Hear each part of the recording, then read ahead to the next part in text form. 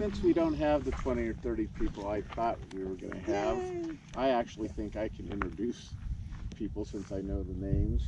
Nina has the sign-in sheet. So Nina Bella's the sweep and co-lead for our hike today. My often lead is Bob Segala, and Bob, he's an avid soccer player, but his knee got bad, so he had like a knee replacement, so he's not going to be hiking much for a few months or something. Well, thank you for substituting. Oh, thank you. My pleasure. I had to, yeah, I got a couple of people who volunteered, and Nina got picked. So we have Bruce is signed up here. Hi, Bruce. Got Hello. like a techie whiz guy with his cameras and stuff. Little techie, not too whizzy. Is that, if I pronounced it right? So you first time on this hike, right? Or right? First time in California. They just moved from Vermont. Wow. Oh. She's a first everything. So yeah, okay. Linda here is also joining us. Gordon, he's got his open space pin, right? Or is it Uminem? But that's Uminem. Uminem. I'm holding it up for open space pin. Thanks, I'm Well, okay. You'll have to start Yeah, working you with know, That one says 15, so I don't want they should sell those. This is Gabrielle, us. Hi, Gabrielle. and this is Catherine. I'm Greg. So this is part of Monte Bello open space. Monte Bello mostly is out that way.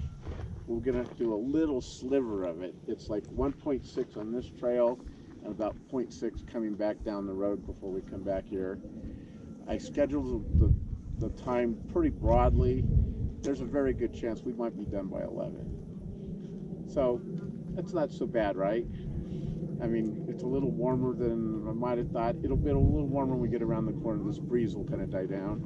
We look out yonder here, kind of over to the right is Mount Hamilton and Lick Observatory. It's hard to see the little domes on top.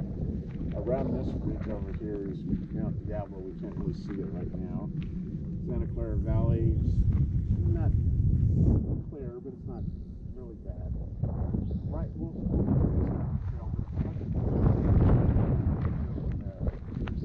Mount Eminem, a little block on the top of that ridge.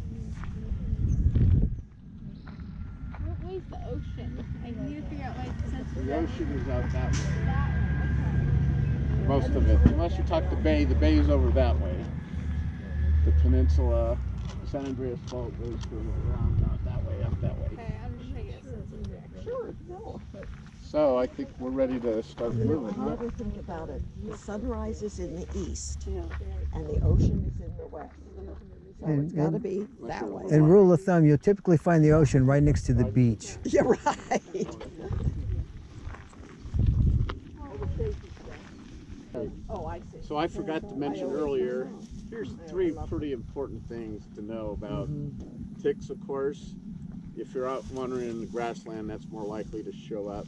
Poison oak, if we stay on the main trail, probably won't have problems with poison oak.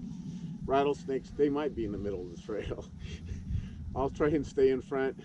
Nina will kind of hang back.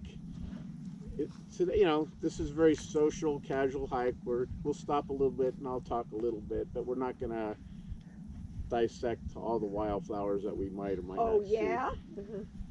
But Nina is open to do, you know, this is whatever we need to do, we can do. We have plenty of ample time.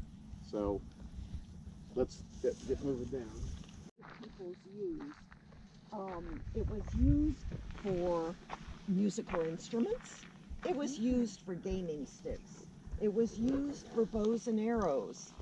And then the berries themselves, if they were the blue variety, were edible.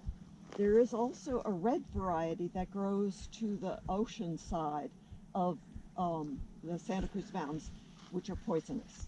But these were not. But the inside of the stem has a soft pith that could be reamed out, while you have the outer core was stiff and hard. So when they made two-part arrows, you could put the arrow into the reamed out part and change the tip depending on what you were hunting. So if you were hunting a bird you would want a blunt, rounded tip that could just knock out the bird without doing a whole lot of other damage.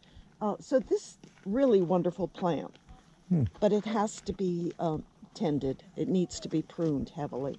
Ah. So anyway, terrific plant. But this is a very good location, actually. Our poison Greg. oak. Well, poison oak is an opportunist. It can grow low to the ground like that. It can start growing up as a shrub. And you see what's happening here in this elderberry? It's climbing. So it can be a low plant, it can be a medium or large shrub, or it can climb up into trees. Same plant, opportunist. It also looks different different times of year. Sometimes it Oh, sure. beautiful red.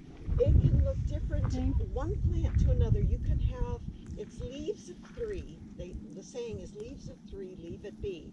But if it's hairy, it's a berry.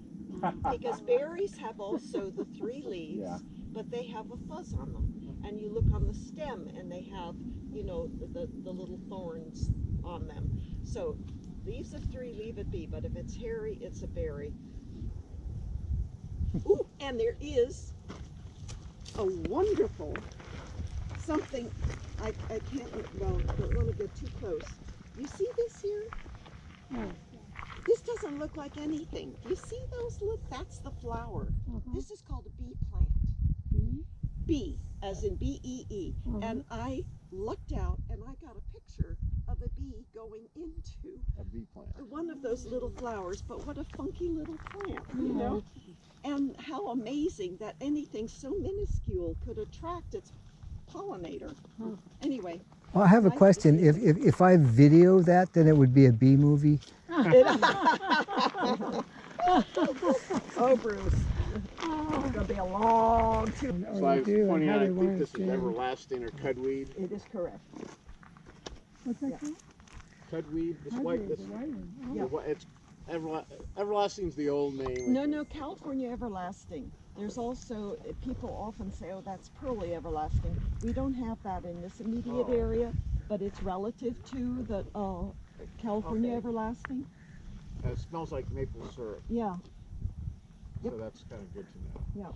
yeah. And also mention what's next to it. The shrub here is an important shrub. In the Chemise? What? Is it chemise? It is chemise.